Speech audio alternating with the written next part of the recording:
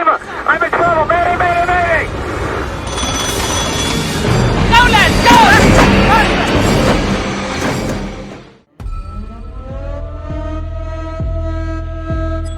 साल 2013 MOL company के लिए बहुत बुरा था क्योंकि एमओएल कंपनी की एक कंटेनर शिप अरेबियन सी में डूब गई और शिप डूबने की वजह से एमओएल कंपनी बैंकरप्ट होने वाली थी।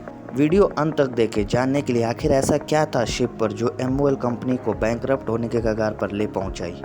अगर बात करें शिप के क्रू मेंबर्स की तो उनके साथ क्या हुआ, क्या वे बच पाए या नहीं, हम अपनी वीडियो से आपकी नॉलेज बढ़ाएंगे ताकि जब आप उस सिचुएशन में फंस जाते हैं तो आपको कैसे रिएक्ट करना है ये हम बताएंगे। Let's begin the case study of MOL comfort.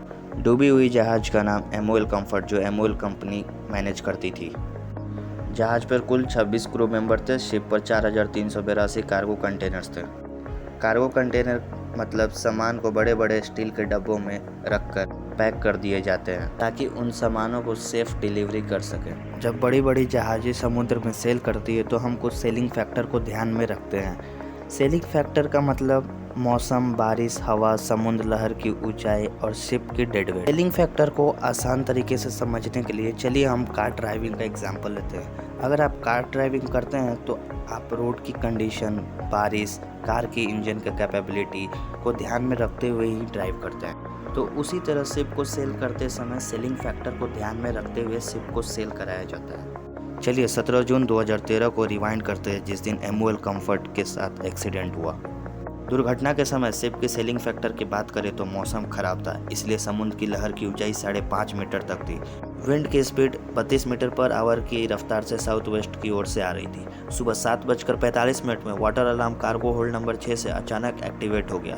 Cargo hold एक स्पेशल एरिया है जहां कंटेनर्स को सिक्योर करते हैं। पानी कार्गो होल्ड में आने लगी। तेज समुद्री लहर और खराब मौसम की वजह से कुछ ही पल में शिप में पानी की लेवल इतनी बढ़ी कि शिप में फ्लडिंग हो गई। सेम टाइटैनिक के जैसे शिप में फ्लडिंग एक अनकंट्रोलेबल सिचुएशन है। फ्लडिंग की वजह से शिप में अनइक्वल वेट डिस्ट्रीब्यूशन हुआ और जहाज 2 हिस्सों में टूट गई।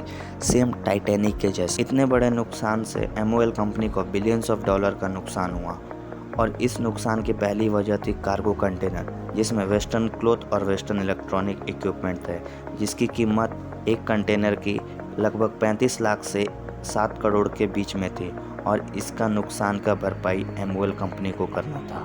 एमओएल कंपनी की लॉस की दूसरी वजह थी फ्यूल ऑयल का लीक होना। शिप में काफ़ी सारा फ्यूल ऑयल था लेकिन शिप के टूटने की वजह से सारा फ्यूल ऑयल लीक हुआ, इसलिए एमओएल कंपनी को तेल साफ करवाने के लिए हेवी फाइन भरनी पड़ी।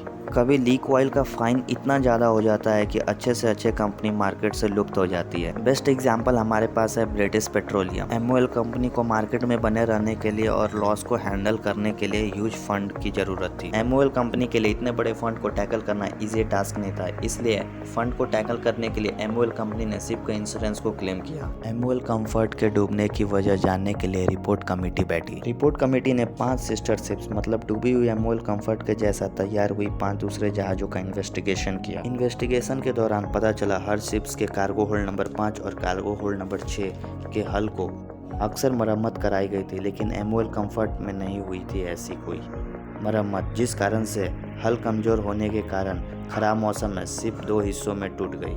रिपोर्ट कमेटी ने अपने कंक्लूजन में एमओएल कंफर्ट के डूबने की वजह इंजीनियरिंग डिफॉल्ट बताया, जिस कारण से एमओएल कंपनी को $400 मिलियन मिले इंश्योरेंस के तौर पर। कहानी अधूरी होगी अगर हम नहीं जान पाएंगे इतने बड़े एक्सीडेंट में सारे क्रू मेंबर्स का क्या हुआ। एमओएल कंफर्ट के एक्सीडेंट अरेबियन सी में हुई। शिप के टूटने के समय कैप्टन ने डिस्ट्रेस सिग्नल कोस्टल को भेजा। इंडियन कोस्ट गार्ड को यह डिस्ट्रेस सिग्नल मिली। इंडियन कोस्ट गार्ड को एमओएल कंफर्ट का डिस्ट्रेस सिग्नल मिलते ही उन्होंने रिएक्ट किया। टाइम कम थी और एक्सीडेंट साइट 200 नॉटिकल माइल दूर थी। खराब मौसम में इंडियन कोस्ट गार्ड के लिए यह सफ़र तय करना अनसेफ था, लेकिन दूसरे तरफ लोग को बचाना भी ज़रूरी था। इंडियन कोस्ट गार्ड ने समझदारी से काम लिया। उन्होंने उस रूट से गुजरने वाले 3 जहाज़ों को एक्सीडेंट साइट पर डाइवर्ट किया और उन 3 जहाज़ों की मदद से लाइफ राफ्ट के सभी क्रू मेंबर्स को बचा लिया गया सही समय पर।